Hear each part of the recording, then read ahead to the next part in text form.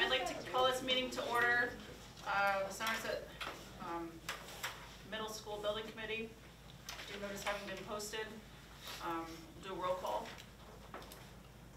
Members present. Victor Machado. Stephen Medeiros. Robert Lima. Carlos Campos. Lindsay Alvarez. Mike Patello. Kevin Scanlon. Pauline Camara. Kathy Byers. Jeff Schoonover. Although it's not on the agenda, we are going to begin recording our building committee meetings, starting with tonight, so I think it's a good idea to do the Pledge of Allegiance.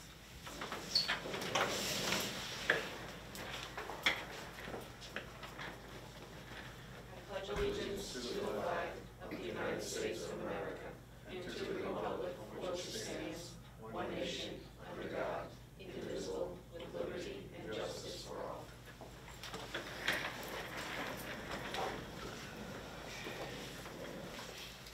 First item on the agenda, we are going to be hearing from CGA Project Management, which was the owner's project management firm selected for the Somerset Middle School project.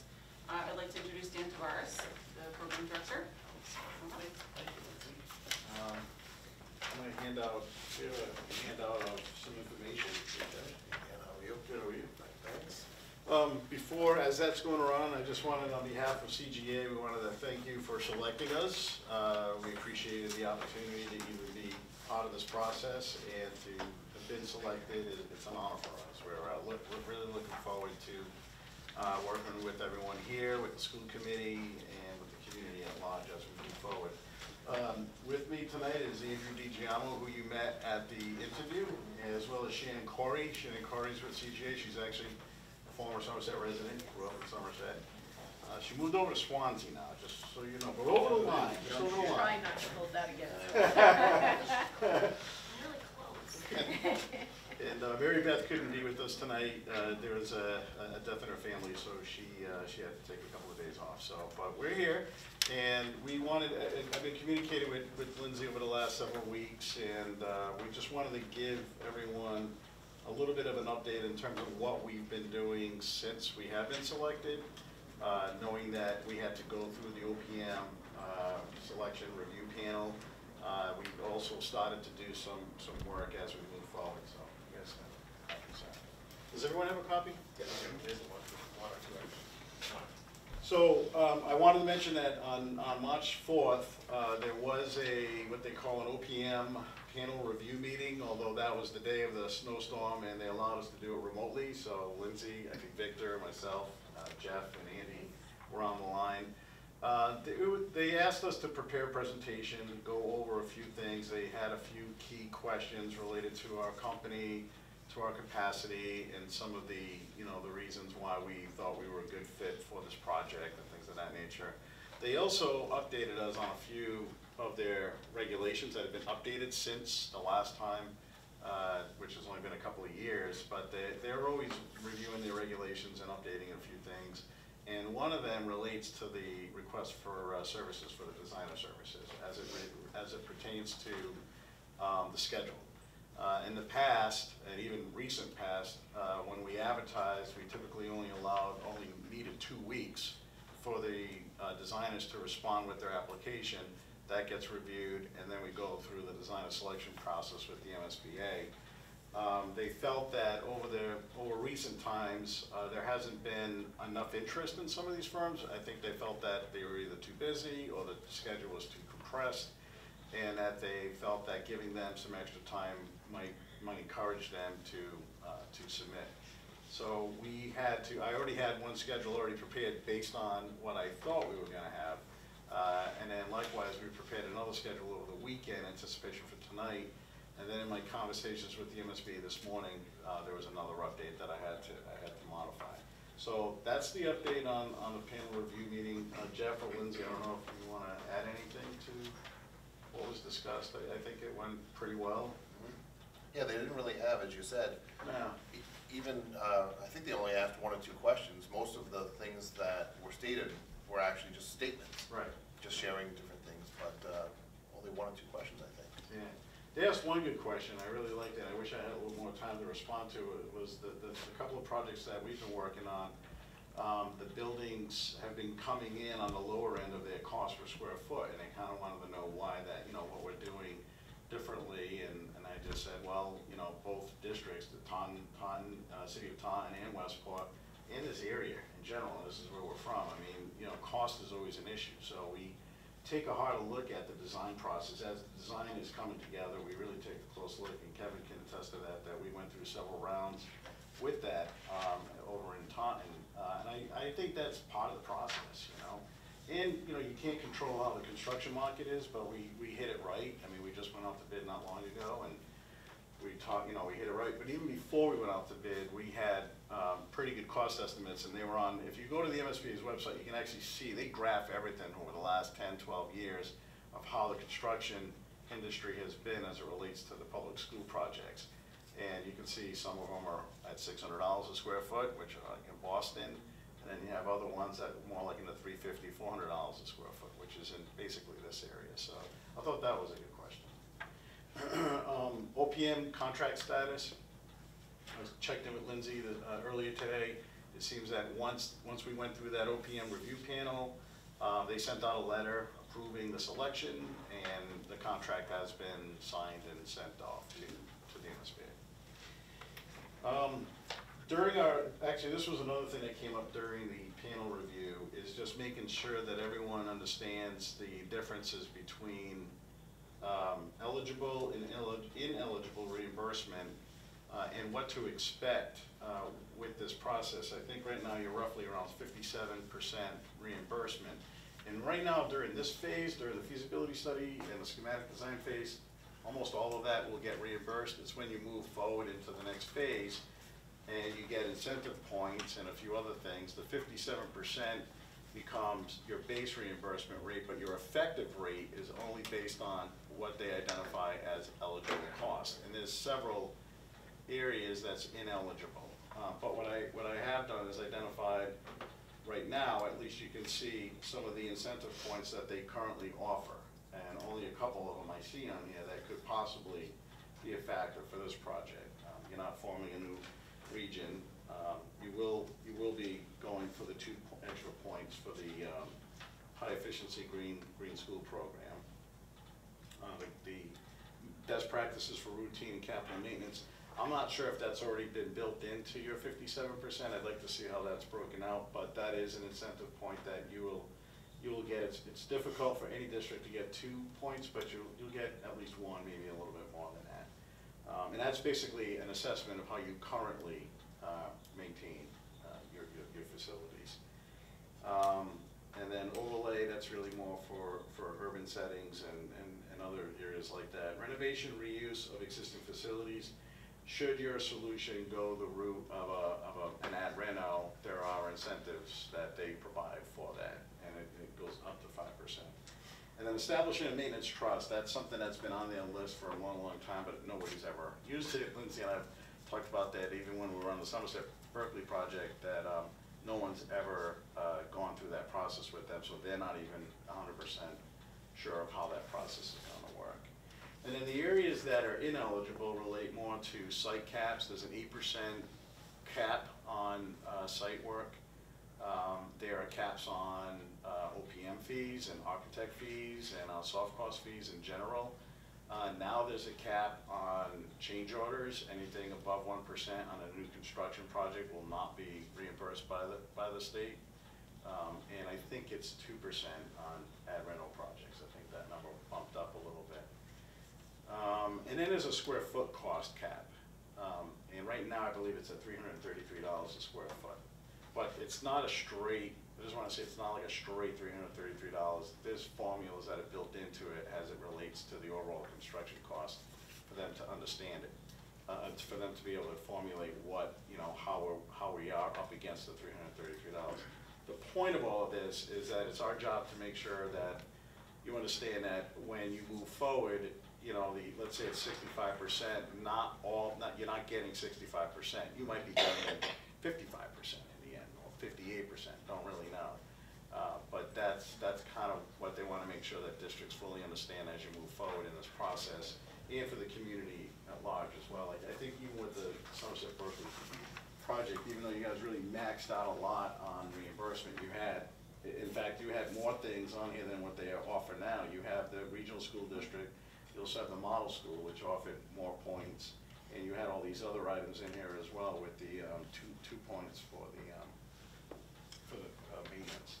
So even though that pushed it up, you still didn't get 100%. Any questions on that program? Just one point, Sure. something we had talked about on the side. Can you talk about types of spaces that aren't reimbursable? For instance, that might be in the existing middle school?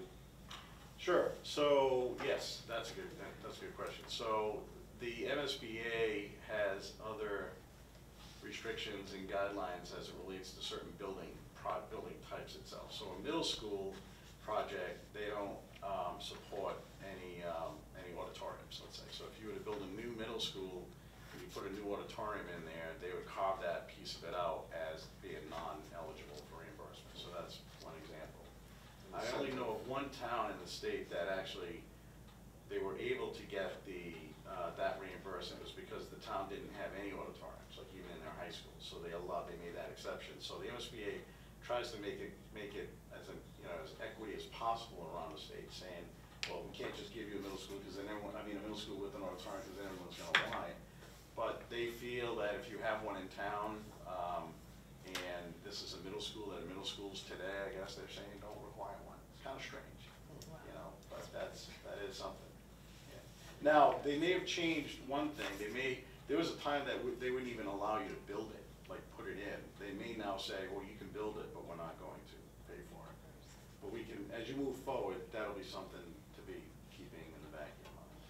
So there's a bunch of other things that they don't pay for, like if you were to need temporary classrooms, well, let's say your ad rental was the option, they won't pay for any of that. They don't pay for any moves, any moving expenses. They don't pay for legal fees. There's a list of a few things that they don't pay for swimming pools, stuff like that. Even if the town has no swimming pool? Yeah, in fact, I think Seccong, this was before the MSBA, this was with the old SBA. I was on the building committee on that project, and we had a swimming pool in Seccong, and they ended up funding it. That was like the last one they did in the state, from my understanding. Now, Durfee, I think Durfee's trying to either keep their current swimming pool, so that way they can hold, because the state's not gonna pay for them, right? And they're actually keeping their auditorium, but I think their auditorium, they're gonna turn back over to the city or something, right? They're not gonna loop it into. It's gonna be a community. Yeah, right. Theater kind of. Because they recently worked on it. I think they put a few $1 million into that auditorium, so. But anyway, that's something to just keep in mind as you're going forward, with the, no swimming pools. So is the auditorium just not reimbursable if it's a new build? What if it's a Correct. reno? Well, if it's a reno, because I worked on a study in Lincoln, Mass, where they had it was actually a K-8 school. And any work that was being done to it, they wanted us to identify it as a separate cost because they said they were going to portion that out and not reimburse for it. So there's some other things, like if you had a septic system, they don't pay. They'll have a cap, even though it fills in, it gets up to the 8% pretty quickly. Sewage treatment facilities, they don't pay for. The reason is like not everybody needs those things, so they're trying to make sure that it's not, one district isn't getting more than another district for some of the basic things that should be already available. So.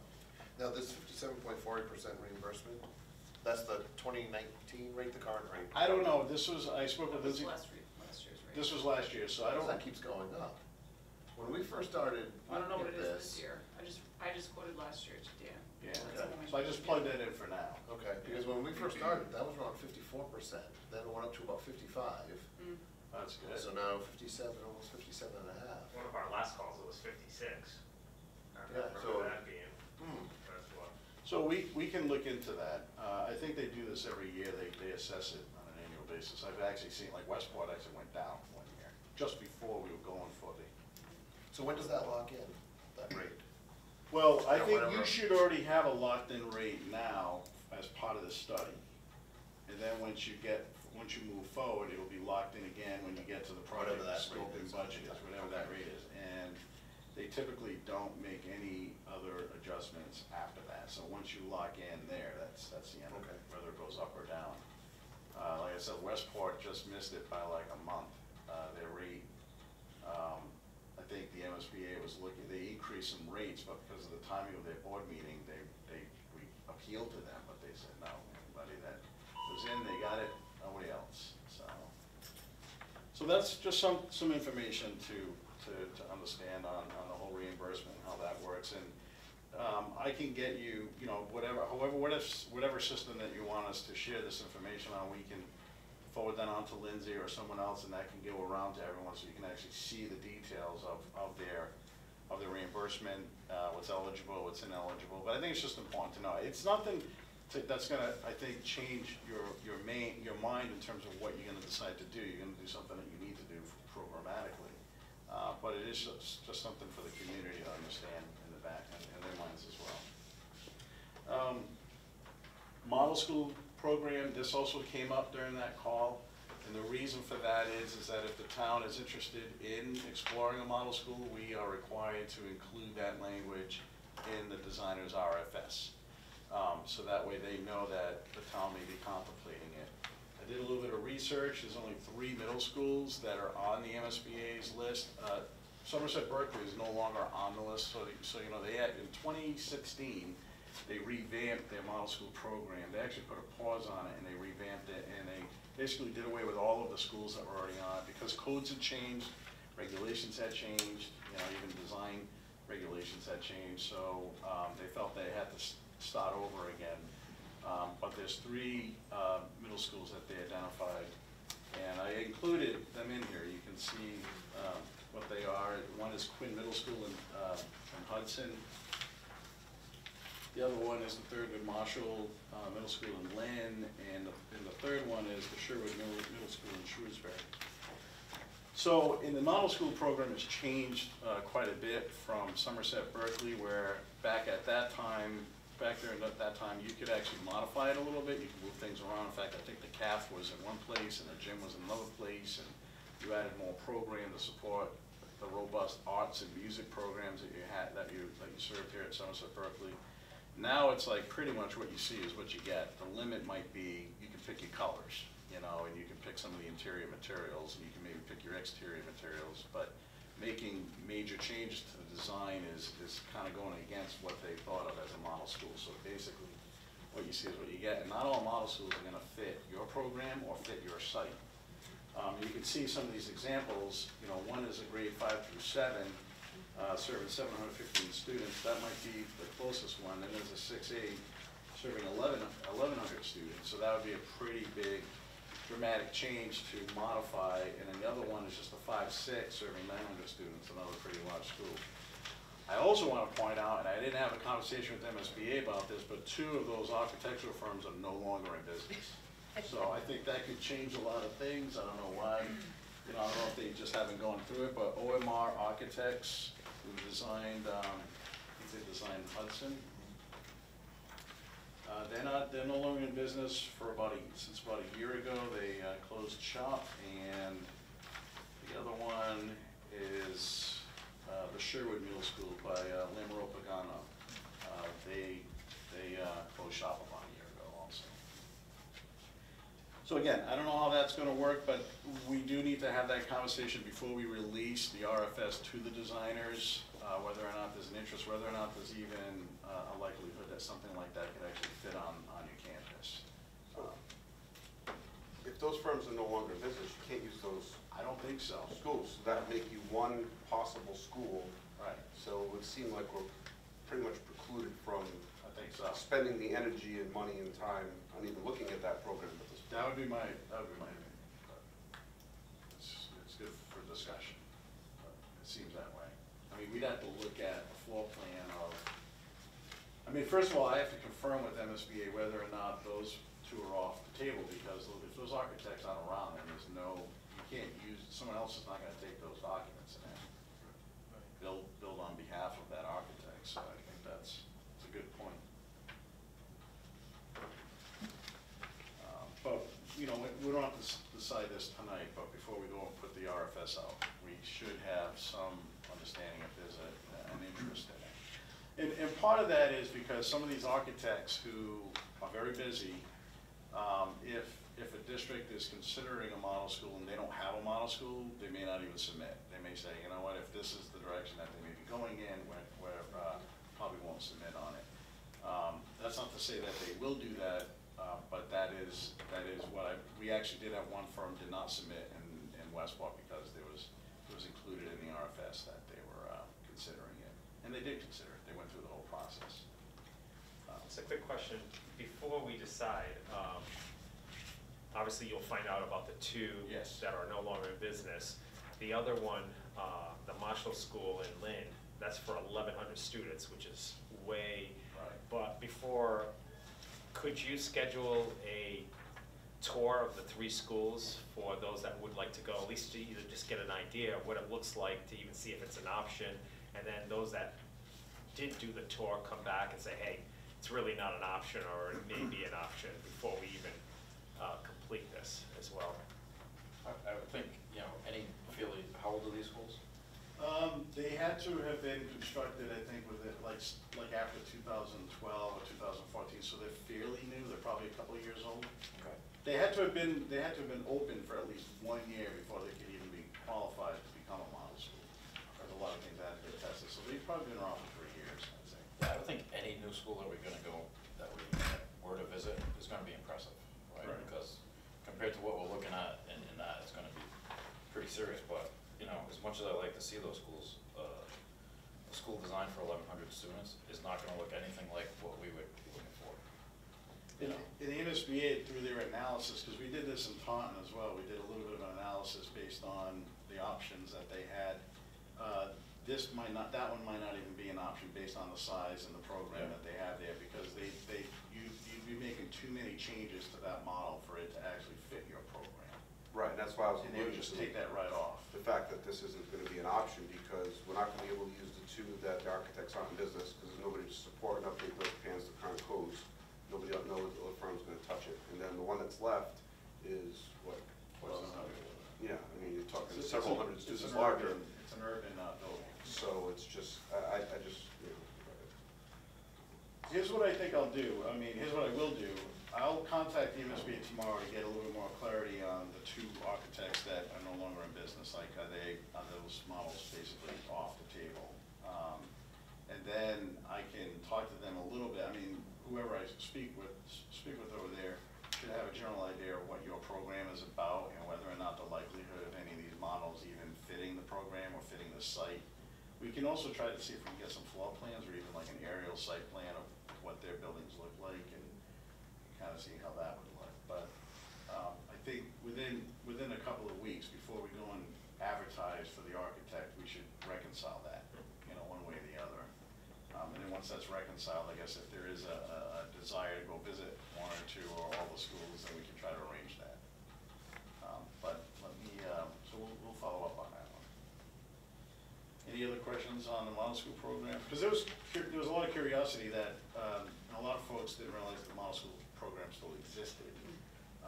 It does exist, but the other downside is that there's no incentive for it. When we did Somerset Berkeley, I think we got 2 points for that, so, or 5 points actually. I gotta look back at my notes, but they actually, you know, wanted people to explore the possibility of using a model school. In fact, I think at that time the MSBA was even saying, you will build a model school. You know, I mean, you will regionalize and you're gonna build a model school, and that's what they did in Monomoy for the Howard's and Chatham, and I think they were kind of encouraging that here for Somerset and Berkeley. So that they've done away with some of those incentives, which makes it, you know, another thing to think about. I think the advantage that you would have is if it matched the program spot on is that you know, it's already been built, so you get to see it, and then you can actually see where the change orders were and hopefully control those change orders on your project. You get a little bit of an insight in terms of where those change orders might have occurred.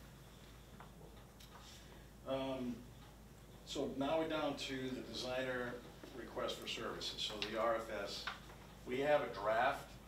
It's not quite ready, but we've been working on a draft. Actually, Shannon and I have been finalizing it. The last thing I have to really put in there are some dates. I can't really put those dates in until we kind of work out what our schedule is going to be. But we took the information that you included in your OPM selection, the OPM RFS, as far as the description of the project, but there's more to it. So there's, you know, in terms of the types of services that you're gonna be expecting from the architect, what you need, what you don't need. So we still need to sit down and kind of go through some of the details of the RFS before it gets released. But, you know, I also, so we'll circle back on the RFS. I've also included the designer selection process information. You can see a little bit more, this is more high level. If you go on their website, or again, I can share this, there's actually like a 10-page document that actually goes into the details of the structure of the RFS, goes into the structure of the process. But I can give you a real high level. It is done through the MSBA's designer selection panel. There's 13-member selection panel up at Boston. They're not all MSBA employees. Good majority of them are. And then the district gets represented by three of the 13. So you have, I mean, 3 including the 13, so there'll be 16 of you. And everything's done up at their office. So we handle everything down here in terms of the advertising and preparing the RFS, and then the district will be receiving the proposals. There'll be a review of the proposals, but the ranking of the proposals is done publicly with the MSBA. They go through them with you, they look for feedback, and then collectively you guys are ranking the proposal. So, and it'll, you know, top to bottom, and then at that point they'll decide, you guys will all decide, whoever the 3 representatives are, will decide whether or not interviews are needed or whether or not you can just move forward. And they do move forward without interviews. If there's like a big gap from number 1 to everybody else, they may just say, let's just go for it and don't bother with the interviews. But most of the time, there's interviews. So we already got some target dates for that. So Dan, just a question on that, if you're looking at the MSBA designer selection process. Yes. The 3 members who are representatives of the respective city, town, or regional school district includes 1 member designated by the school committee, the superintendent of schools, or his or her designee, and the chief executive officer of the city or town, which would be the town administrator. That's what they recommend. Okay, so Yeah. that's not like, it No. doesn't have to be like that, okay. Yeah, that's what they recommend. But every district is different, every makeup of the building committee is different. So obviously they like to try to get across, you know, section of folks in town, you know, the stakeholders. I think that's why they suggest that, but I don't believe they're gonna restrict you to that if it doesn't work for the district. Okay. That's something we should be doing tonight? I'm sorry? That's something we should be doing tonight? Well, you mean like deciding who the 3 Yeah. representatives are? I mean, I think it would be good if you, I mean, I had 2 questions for tonight. One, let's say you get 8 proposals from firms, which I'm expecting, you know, at least 5 to 8. I hope that much, that many. We're gonna need help. Everyone should, you know, there's gonna be a limited number of proposals, but everyone should be reviewing the proposals and just looking at different architects and the work that they've done and things of that nature. We will be contacting references and getting the background information on the companies, but sometimes you form a subcommittee. So there's 2 parts of this. There's gonna be a designer subcommittee who can actually help out with the review of these proposals and make recommendations to the 3 bodies that are gonna be going up to the MSBA. And if not, then just an understanding of who will be participating, who are the 3 folks that will be participating in that process. So in addition to that, we should have an understanding of who those 3 folks may be. Eventually, the MSBA is gonna be asking for them, who those representatives are. So if you're at a position tonight and you think you can throw out some names, that's fine, but it doesn't have to happen tonight. It doesn't even have to happen prior to us submitting the RFS. But something that you should be thinking about, who will be representing the district part of this process. You mentioned the town administrator, as Lindsay had. They typically, in that instance, would be on the designer selection committee. He isn't in this case. Right. So, I can tell you in Westport, the town administrator was not part of the selection process, even though that person was on the building committee. They identified, actually it was the chair of the building committee who was speaking on behalf, who actually was authorized to sign on behalf of the town.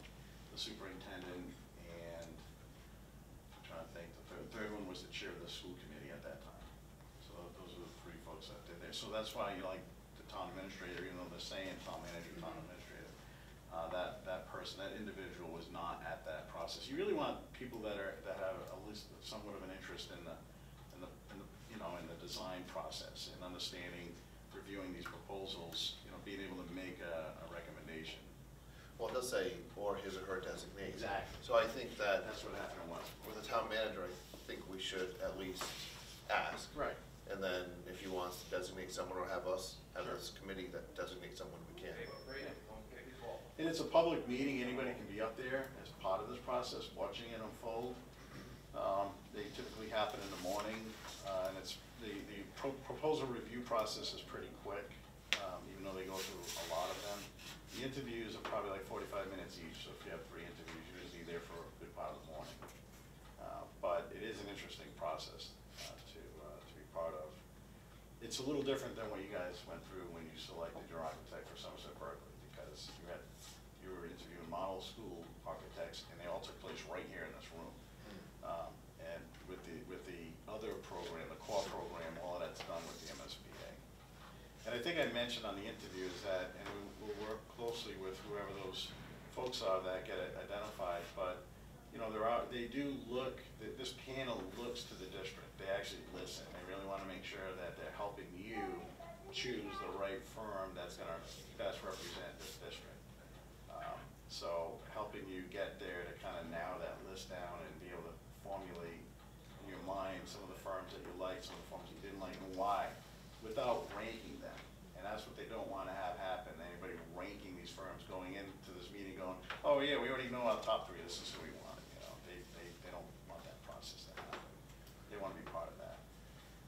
So to follow up on that, so the 3 members would be the group that I would say kind of well, first, the designer RFS is probably boilerplate for MSBA. It only can have a little bit of wiggle room as far as what we're looking for, I would assume. It's pretty boilerplate, pretty standard. So yes. reviewing that RFS template isn't really very laborious, but the 3 people that have to review the submissions Right. will take some time, a couple meetings, before we actually come forward with a I think so. recommended firm. So I would welcome anybody that's interested in kind of being a member of that smaller RFS design request for services group to just let me know, email me or whatever you want. Well, We're talking about right now? well, I'm just wondering, I just pointed to Steve, but The we have a architect. resident architect on The the committee, so architect. I'm just wondering, what are your thoughts? I'd be interested in Okay. being part of that, yeah. Great. So, okay, well, we'll I mean, start there. We can talk to. We're fortunate to have his expertise right here with us, so. Whether you're one of the 3 or whether you're part of that evaluation process of reviewing the proposals and, Right. watching the interviews, I mean, yeah, that's good. Very good. But you said it's a public meeting, so It is. anybody can go up there. Anybody can be there. Obviously, there'll be 3 that are representing the district. Right, there'll be 3 sitting at the table, and the rest of us are all in the room. Like, we're not at the table. Okay. We're in the room with everyone else. Yeah, like I fully agree that, Steve's the guy, but I'd like to kind of watch that process. Yeah. It seems pretty cool. So, but for clarity, so when they come in, those 3 will be reviewing them, and those 3 will be going up to MSBA. What's the rest of the committee doing? Well, no, like, you can have others reviewing the proposals to help review. That's why I was asking if there was gonna be a small group, like a small subcommittee helping out in that review process, because it's really this entire building. It can be more committee. than 3. Yeah, exactly. It can be more than 3, it can be as many. people That's as you kind of what I want. was alluding to, because Yeah. you've got a difference between the 3 people who have to take a substantial amount of time to go up to MSBA, Right. and that's during the day and work and everything else. Right. Versus the people committing their time to review on their own time, Exactly. night, whatever, meetings. So there is a big difference there. Yeah. So ideally, if you have like a small group of folks that have the time and the interest to review these proposals, I think that'd be very helpful. I think there'll be a few extra copies here, and then there'll also be electronic copies that will be shared, so everyone can be reviewing it. But I think that would help. I mean, I think everyone should be able to at least review what's being submitted, so you can get a pretty good understanding of the type of firm that might be. I have a quick question. So let's just say we have a small group or everyone reviews it. how does the three know, without ranking, which the sense of the group feels is best? Well, I think you're allowed to review and offer feedback amongst yourselves in terms of, Okay. hey, this firm seemed to really understand our needs, really understood our program, you know, whereas others might have just done a pretty basic boilerplate submission, and they're like, well, you know, maybe they're not, or even their examples of work may not be, you know, maybe they haven't done a lot of middle schools, you know, maybe they did a lot of high schools or elementary schools. So, I mean, the firms that are gonna be submitting on this are all gonna be very qualified firms. You know, they're all pretty much in the same level. There's a few that rise higher, you know, just from the amount of schools that they've done in the past and their understanding of MSBA. But there's opportunity to talk about it, and that's why forming like a working group of folks to kind of share their feedback on it, and then, but no ranking.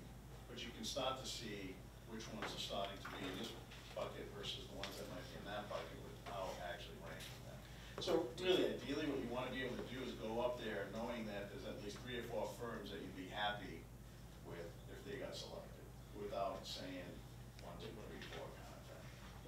They just want to be part of it. Would the RFS specify, you know, some sort of a grading structure like it did for the OPM? Like there were 11 things that we had to rate. Yes, there's a criteria, there's definitely a criteria piece in there. So that smaller group, you can do it via feedback with each other, but you have to at Exactly. some point grade the Just from a qualitative technical factors. standpoint. Okay. Correct, yes, yep. Yeah, they, you know, there's, you'll see that the format of these proposals are all identical. The MSBA makes it clear it's this size, has to open this way, it has to have a binder that, you know, so it's very, very specific in terms of what they look for. And the information that's in there, you're gonna see there's a lot of consistency. But yeah, from a technical standpoint, even just to evaluate it based on, you know, their team and who they have on their team and the types of experience that they have, yes, there'll be something like that to help you get there. Part of the criteria is something that they do look for from the district. There might be something unique that you guys may wanna have identified in the RFQ, RFS, that you want an architect to kind of focus on a little bit, you know? Okay. So with the timeline that you've proposed, you know, on the second page here, you know, tonight we were supposed to have, and I'm not saying this like you were supposed to have it, on the timeline we were supposed to review the RFS Yes, tonight. that was the plan. That was the plan. That was the plan. So with that timeline kind of amended, you know, realistically, when do you see the RFS being submitted, which really ties into when do you see responses coming in that need to be reviewed? So, as I mentioned, this morning I had a conversation with the MSBA. I was trying to confirm and kind of lock us in a little bit on those designer selection panel meetings. Our initial intention was to try to have this process complete by the end of June, and then we're moving forward right in July, and that was what our original schedule was. After speaking with the MSBA during that OPM panel review, and this morning, they've identified June 18th as the meeting for reviewing proposals and July 9th as the interviews, should they be needed. I was told that it was possible, there's another meeting in June, I think it's June 4th, it's the first Tuesday, that if something frees up, then we might be able to get ourselves in there, but there's no guarantee of that. So right now, they have us on their books for those 2 dates. So based on that, I backed out the schedule. So it allowed us to give us a little bit more time up front now, working with you to finalize the RFS, decide what you want to do about a model school, you know, things like that. So you have a little bit more time. So right now, based on this schedule, May 1st would be the date that we would plan to release the RFS to the architects, giving them 4 weeks. They would be due back to the district on the 29th.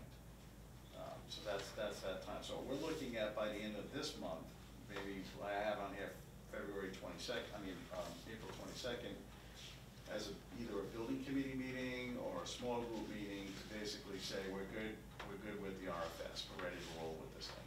And that's something that we need to learn more about, how you guys are structured here, whether or not everything comes back to the building committee for final approval before something like that gets advertised, or if it can be done just at the district it's really been, it's what the MSBA requires, that's what Okay. we've been doing. Okay. So we did have to vote to authorize the issuance of the OPM RFS, so we met as a group and voted on that. And if it requires it for the design services, then we will do that.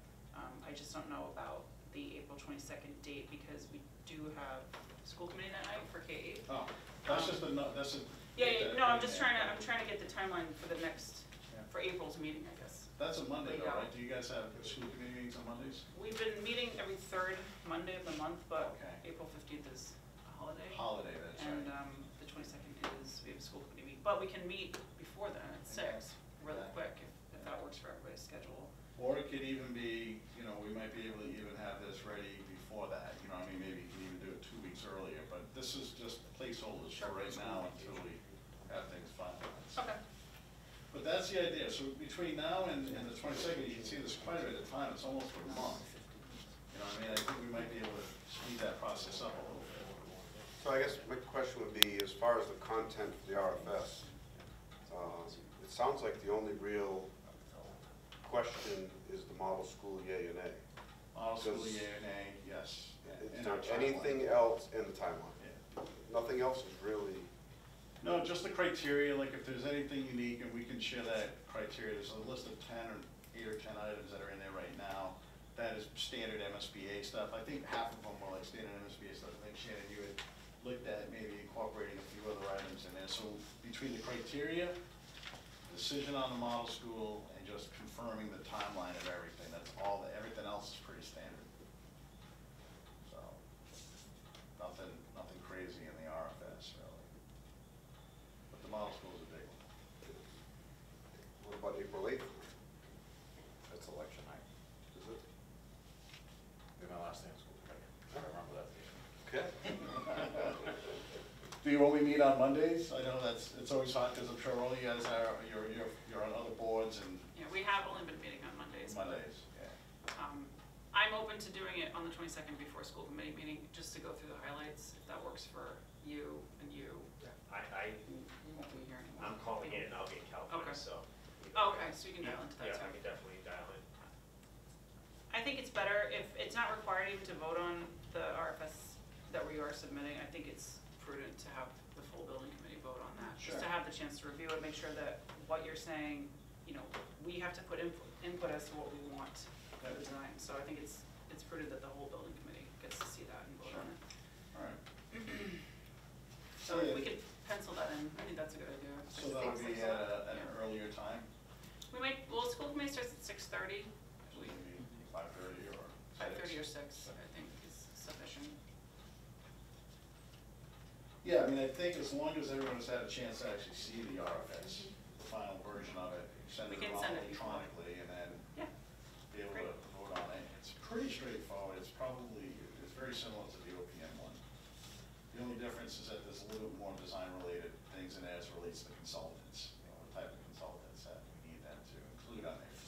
Things like that. And all the architects know, they're all familiar with it, that do this work. 80% of what they're putting in there, they've already done. It's the other 20% that might talk about their approach to a design solution, not necessarily designing something, but how their approach is working with the district to come up with some ideas. I've seen that happen. All right, so the 22nd is still a good target date for getting final approval. And then we would submit, we'll handle all this, we'll submit this to the Central Register on the 25th. We'll write up the article that needs to go into the local paper, we'll share that with the district so it can be published in the paper. And then it's available on the 1st, we just identified, again, this is all to be determined. We identified a designer briefing and building site tour, similar to what you did for us for the OPM, Carlos and Pauline, so that we could walk with you folks and start that process. That's just a placeholder. If you guys find another, if there's another date or a better date, and then we can confirm the time. I just had a quick question. Do you reach out to any architects to let them know that the RFS is available? So we've been getting contacted by several architects who have already expressed interest in the project, just learning about the timeline in terms of where things are. But yeah, we'll reach out. Before before it gets published, we can reach out to a few other ones just to make sure that they're aware, just to have a heads up on it, hey, this is coming out. Just put it on your radar. Once it's published and it's in the public process, then there will be no more communications going on between us and architects and the district, so. But there's no harm in us just letting them know where things are in the process. I'm good with that date, You're up? May 8th, if that works. Yeah, that's, I think, what is that, a Wednesday? It is. Yeah. Is there a good time, like maybe like? A Wednesday, May 8th? Yeah. Building tours? Sure. I'm here, doesn't matter. That's how I feel. You're not busy that day, Charles? Spells on. I'll clear my schedule. I just, you know what, I I'll have my need to just paper. double check. We may not be able to do that date because of MCAS. Okay. We can do it after school too, I mean, if you wanna do it like Yeah, 3 it may o'clock end or up something. having to be after school, so the date may be okay, but I'll check on the time. Sure. What time do students, when are they out, pretty much? Most of the students are out by 3 o'clock. Yeah. So we could even have it at 3:30 or something. and Which might be better to do without the students being there anyway. Yeah, I Yeah. think it would be better without the students there, I'm that way they can thinking, really yeah. walk around the building. All right. Well, Pauline, if you wanna just let me know, and if that's 3 PM is good, I'll wait to hear back from you, and then we'll put that date into the. 3 PM is fine, I'm looking at it Okay. now, as long as it's after school, because I do believe we have MCAS that week, I just Okay. didn't have that on my All calendar. right, great. So we can at least start populating those dates in the RFS. Do that. Okay. Anything else? I don't know if you want me to take you through the whole process, but once you get through the last designer selection panel meeting where they actually conduct the interviews, the decision is made right there on the spot in terms of who gets ranked number 1. And then the very next day, we're contacting them to already start to sit down with them and start negotiating the contract, which for these early stages, they know that it's very limited in terms of budget, so they're gonna, we're gonna have to work with them in terms of what to include in their base services. And then we anticipate having a meeting in July to introduce the design team, whether or not it's on the 15th, and then we would hope that by July 19th, everything's been executed and moving forward. So that takes us down to the other dates, so starting in July, even though like, let's say their selection is July 10th, July 9th, July 10th, some firms may already start to gear up, just to start getting familiar, maybe getting documents so they can start reviewing things. So I still included that as part of our original schedule, so July 2019 through June 2020, 12 months of a feasibility study. You can see how the feasibility study is broken down into 2 components. The preliminary design program, which we're estimating should take around 7 months. That's when they're exploring all of the various options, new, ad reno, multiple versions of new, and ad reno, things of that nature. So you narrow it down, and you go back to the MSBA, they have to accept your final decision in terms of what they call the preferred schematic. And then once they approve that, then you move forward into your schematic design phase, which right now I'm estimating should take about 8 months. The idea is to tie these into the MSBA's board meetings. The board, they only meet 6 times a year. So we have to plug in our schedule to tie in with their board meetings. So we're targeting a June 2020 board meeting for preferred schematic design approval to move forward with the schematic design.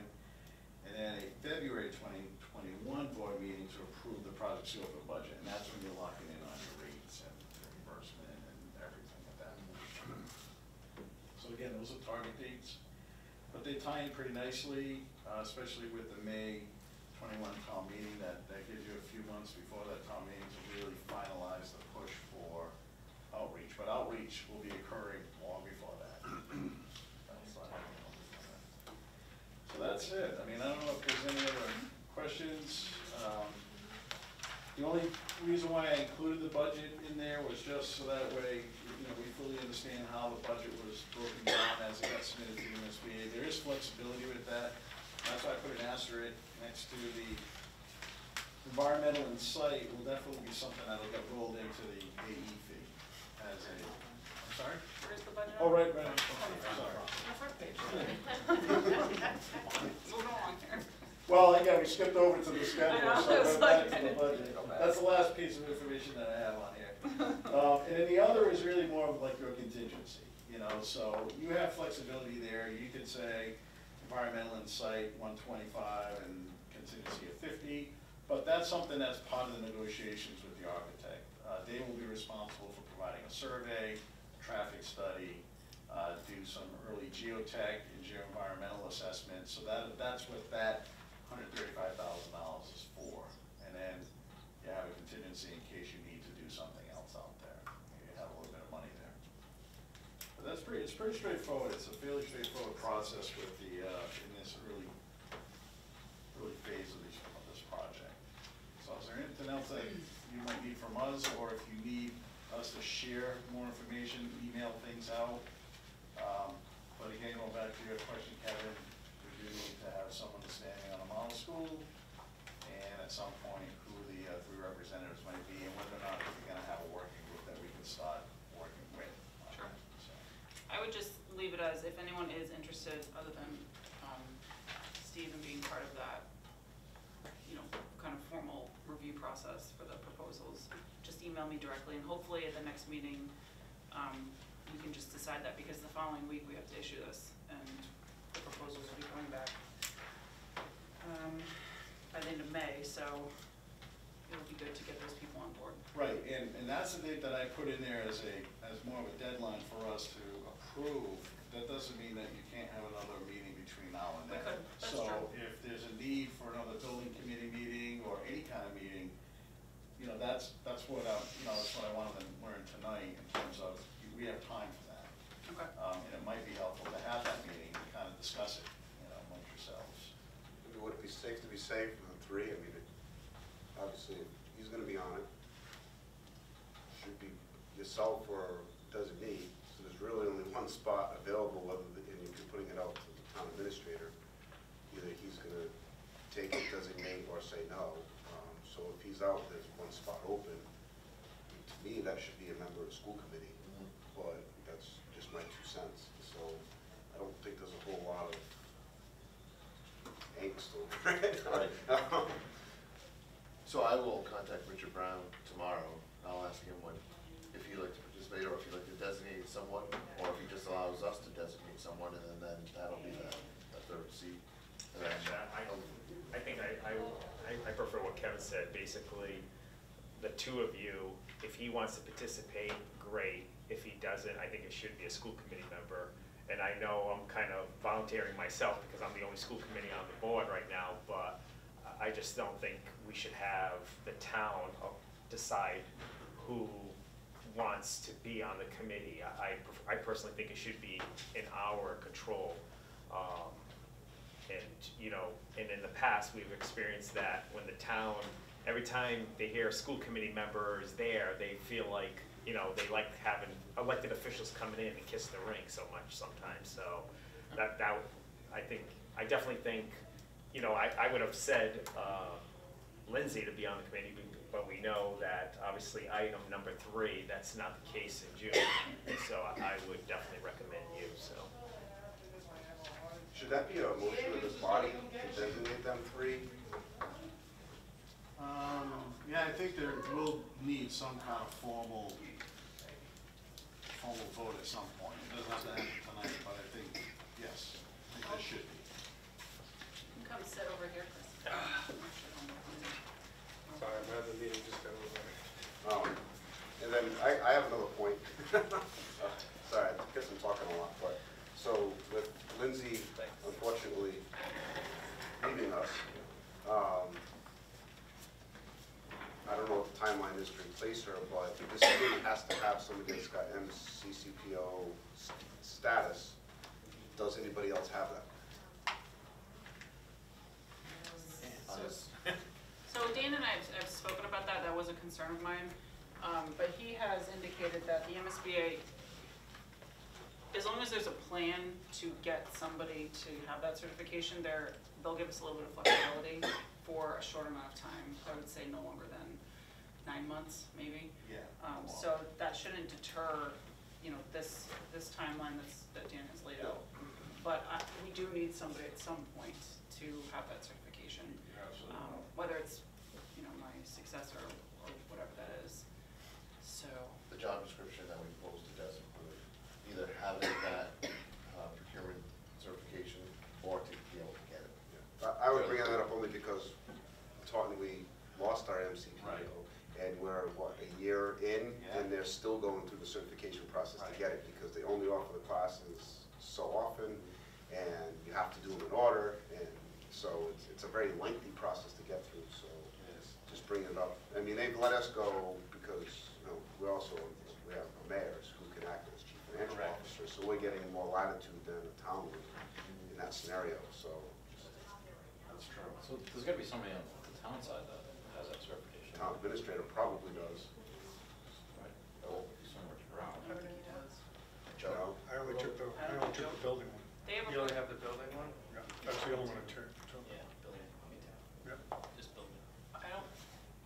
I think they have a procurement officer at the town hall, but I don't think it's either our finance director or the town administrator. I believe it's somebody else at town I hall. believe it's the, Clerk. Paul, it's like the town, the assistant, I believe the assistant is the, So the town administrator's assistant. Paul Ramos? I think so. I would think that he is probably one, but I think for the most part, she is kind of the active, but I could be wrong on that, so. I'll ask. Not many. I think Richard holds the title. I think he has the certification. And then she has the he assistant. He designates it. Oh, okay. Good. Yes. Sorry. He's an alternate member. Well, he is on the building committee, he's just a non-voting member. Yeah, that's fine. We can change that. But they will be looking for that. They'll definitely need some representative of MCPPO, and our MCPPO certifications don't count. It has to be someone on the building committee, someone that's representing the town in that capacity. In fact, our certification is a little different than the ones that go through the full procurement process that are typically held by town administrators and town managers and things like that. It's a little bit more. So which certification do they want? For what you're talking about? Is You need it to for have school a- project designers and owners project managers? No. That's the one that we have. That's the one You you have to have all have. three. You have to have all three. It's public purchasing, Public contractors, Yeah. and Supplies and designers. services, Yeah, that. contracting. there's three different- And design, okay. And you're gonna take For a those while. in succession. Yeah. You have to take, when I initially got my initial license, it was a 3-day course in Boston. It looks like there's three And then you courses.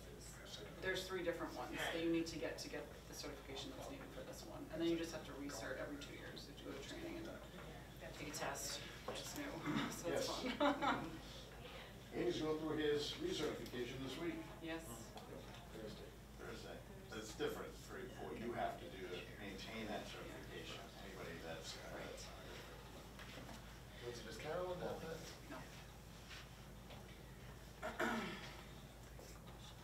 So any other questions for Dan at this point? Okay. Thank you so much, Dan. Dan. Thank you. Andy Thank you and again. Shannon, thank you for joining.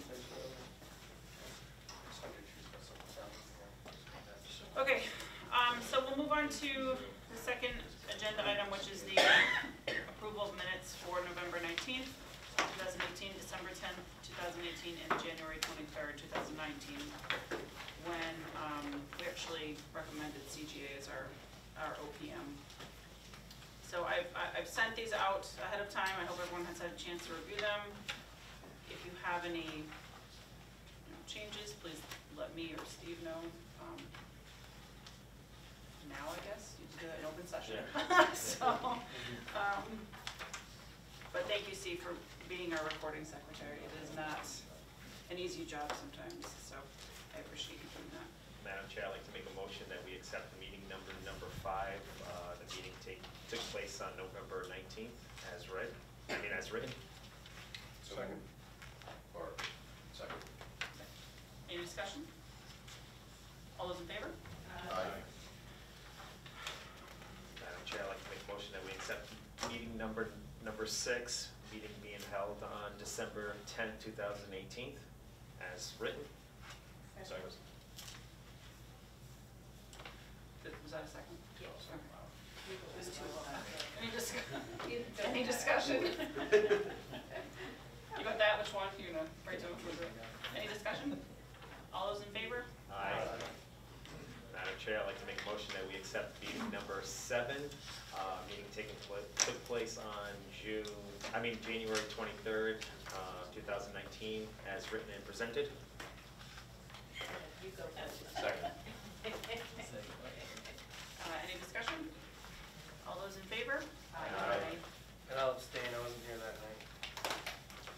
One abstention. Okay, thank you for making those motions.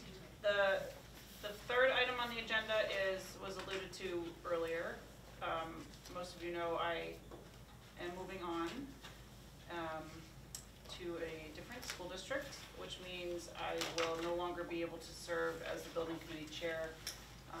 Not only because I'm not an employee of the school district, but I'm not a resident of the town of Somerset, so I cannot serve on this subcommittee because of that. So I just wanted to throw it out there, if there was anyone that was jumping in their seat to take over as chair. Jeff is the vice chair at this point, and you know, it is something that we do need to have so that we can start planning agenda items and kind of pulling the whole project together. Does take, you know, some additional time, and I didn't know if anyone's interested in doing it. Somebody has to be the chair at some point, so I would assume if nobody wants to be, Jeff can do it temporarily until we kind of come up with a plan, but I also don't think that, and I hope he doesn't mind me saying this, as the superintendent of schools, he has other things that are, should be more pressing on a day-to-day basis than the building committee project, so he has a lot on his plate, and he should be focusing on education and day-to-day things about running the school district, so I don't know if this is something that he would have the capacity to take on. When is your last day, Lindsay? I will be, middle of June as my final transition date. I'm working, transitioning in May and June, so. If you don't find somebody, I can help you until you find somebody, so you're not alone with it, but. So how many more meetings of this group do you think we'll have up until that point? We'll have one in April, Okay. May, and probably June, because if we look at the timeline, we're gonna have to vote on, Lindsay, I'm sorry, yep. Victor, expressed interest in taking on that role. As chair. Yeah, I totally agree. In fact, I spoke to Jeff about this I think right after our meeting. I agree with you. I don't think a superintendent, even the business manager, I kind of felt you have enough on your plate, you know. Obviously, as a chair, if appointed, unless someone else wants it, I would definitely work with the superintendent, definitely with our new business manager and Lindsay currently. But I definitely think someone that has the time to go to those meetings, and that's something that I have that flexibility at work that I can easily go to these meetings. Matter of fact, when I was looking at all the meetings, the first thing I was doing is making sure that I'm not traveling. If no one else wants to do it, I'll be more than happy to volunteer. Unless someone has really strong opinion, I'm fine with that as well. I'm not going to lose sleep. And I know I won't be the chair of the school committee next year, for sure. So that's just my take. I guess my only question is would there be other adjustments, like Mike is an appointed member of the school committee, right? So would he stay on the committee? Like, I'm trying to figure out how the whole committee's gonna be made up in You can, a couple weeks' time. any changes that we make to the makeup of the building committee, as long as we let the MSBA know in writing what those changes are. Not that we don't want you a part of the school But- committee. We already. Yeah, Chris, we actually talked about it, and we were Sorry. strongly in favor to keep Michael on them as the committee. You're not going nowhere. Guess I got here too late. That was a couple meetings. No, it wasn't. Lindsay, is this something you'd be looking to do now? Is this start your transition, or? I'm more than happy to keep being running point until the whole RFS is out there and we're starting to get bids back and kind of organize all of that. I'm happy to do that, but I would say by, the end of May, we need to have somebody stepping up for the June meeting, which I'm not sure what date that is, probably 18th, if that's. I think it's good that Victor is willing to do that, as I'm the chair in Taunton, and you need somebody who's here, Yes. accessible all the time, and so it really, by default, only becomes a few of you, so. Sure. Well, we can vote tonight if you would like to do that, or we can wait until, it's up to you. Even though I won't be the chair, if we do vote tonight, I'll still organize. You're still on the committee, so, Yes. or, you know what, why don't we just make a motion that I become chair once you leave vacant? Or even now, I really don't care, honestly, it's up to you, what is easiest for you? I think that we Because should, obviously you and I are gonna work together. I think we should make a motion now to change the chair of the building committee starting June 1st. How's that sound? Okay. So moved. Any discussion? What was the motion? To change. Victor be chair. Okay. Okay. No discussion? No, that's it? Okay. All those in favor? Aye. No one's opposed? Okay. Thank you, Mr. Michaud. Opposed? Opposed. Can't take it back now. Okay. So that's all I had for the agenda. I don't know if, Jeff, you have anything else that you would like to discuss tonight? I guess it comes back to my one question, what Victor was asking earlier about visiting those model schools. And I know we've had this discussion with Dan about a school that he's currently working on, a middle school locally. When is it too soon to begin looking at other schools? Are we not there yet? Like what? No, I mean, if you wanted to go like Barrington Middle School is a perfect example. It's in Rhode Island, it's in construction, it's about 80% complete. We can arrange any time that the committee would like to go out there, we can arrange that. So now, or over the course of the next month. Visiting the schools of the architects that do submit on this project, it's a little different. Like the MSBA doesn't really, they're not in favor of having committees going to check out schools that architects have done, because it might persuade them in one way or another based on what they're seeing out there. So they try to limit that. They might allow that once you've selected your let's say you narrowed it down to 3, they might allow you to go back out and visit some of those. But between now and then, I mean, you're free to visit any schools you'd like to visit. So if you know of some other schools out there, even schools that may not be from these firms that might be submitting, it'd be good to go see how they're being constructed these days. What they look like, what kind of programs they're offering. So that can happen anytime. Yeah, anytime. Like I said, during the selection process, the MSB tries to control the amount of interaction that a committee or a district may have with those particular architects. So beyond that, between now and then, you have a month, you have at least a month now to do whatever you want to do. Like during April vacation is probably a good week to, kind of visit some of these places. Other than Barrington, do you recommend any other middle schools to go? I'll look into that. I'll definitely, I'll come up with some other ones that I know that were recently completed that might be worthy of taking a look at. I don't know how far you want to travel. I know Peabody Middle School is a relatively new school that opened up about a year ago, I think. I've heard some good things about it, but I don't know much about it. And but we can come up with a few. I'm assuming you want to visit schools that are fairly current, like what built over the last several years, right? Yeah, strictly middle schools. Yeah. All right. How big is Barrington? Would that be similar to? Barrington is 900 students. It was built for 900 students, grades 6 through 8.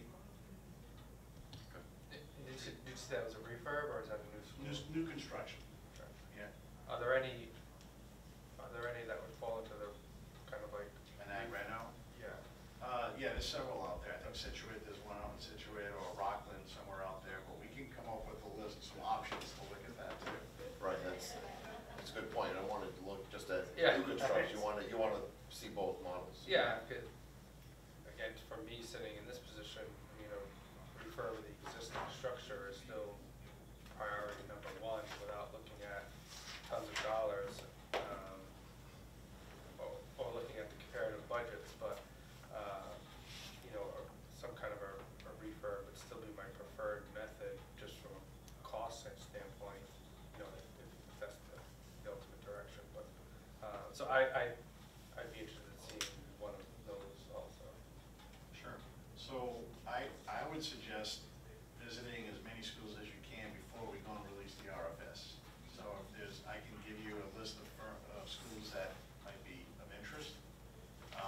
And now it really doesn't hurt, whoever that architect was, they may or may not submit on this project, but at least it's not in conflict with some kind of open process of looking at it. And I know of several middle schools that were at Reynolds and several that are new. So who should I coordinate that with? You want me to send you the list of the schools, Lindsay? And then I don't know how all of that would work, but I mean, during April vacation might not be a bad, I don't know if everyone's around, but usually the schools are empty, so it's good to go visit those schools.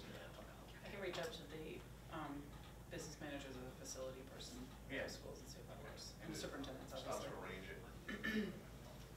How about for transportation? Would you have the means to have a bus or a van or something? Well, we have our own vans, we won't be able to use them.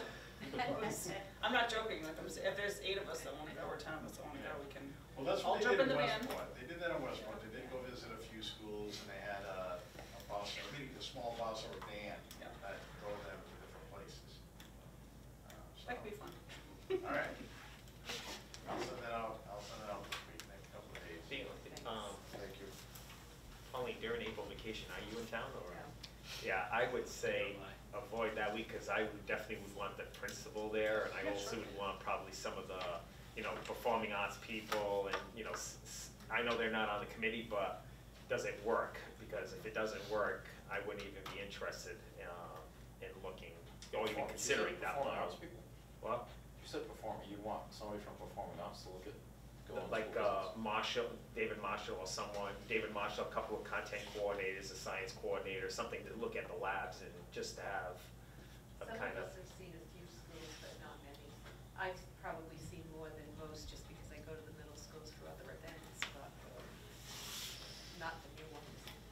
So I don't know if that's common that they do bring people, or is it just the building committee that? I think at this point, you're just doing the building committee. Just You know, building once we committee, start okay. diving into the program, once we That's have when you the bring them in? architect, Okay. then you'll start setting up Yeah. meetings with, you know, the content coordinators for music and arts and all your core classes and, you know, dealing with them as far as curriculum and space needs and things of that nature.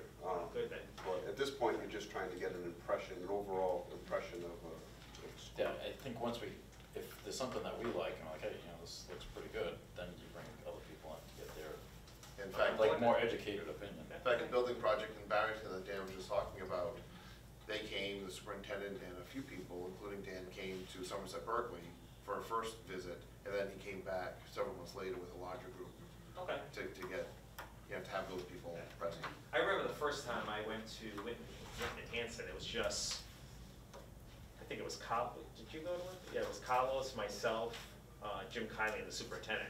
I don't even think the principal went. I don't even think, Mostly. Whoa. Mostly? No, it was, I think it was penultimate still at that time. That was way before, so I'm fine with that, you know, just. Okay. I don't know if I can just mention something on other items. You may be hearing some talk about redistricting for not next year, but the following year. And there has been some discussion that we may redistrict and keep 3rd grade to 5th grade here. And there has been a member that's been very vocal, possibly getting the 5th grade in the middle school. Regardless of all the chatter you may be hearing in the newspaper or, you know, social media, that would not even, we still need to redistrict before we, you know, we're looking at redistricting for FY 2021, is it 2021? Yes. 2021, so our school wouldn't be open until the 24th in 2024, so if you do hear any chatter, it's not because we have already made our mind. There will be no 5th grade, it's just we're focusing on the next 3 years, so. Thank you. That's it. Motion to adjourn, if nothing else. Second. Any discussion?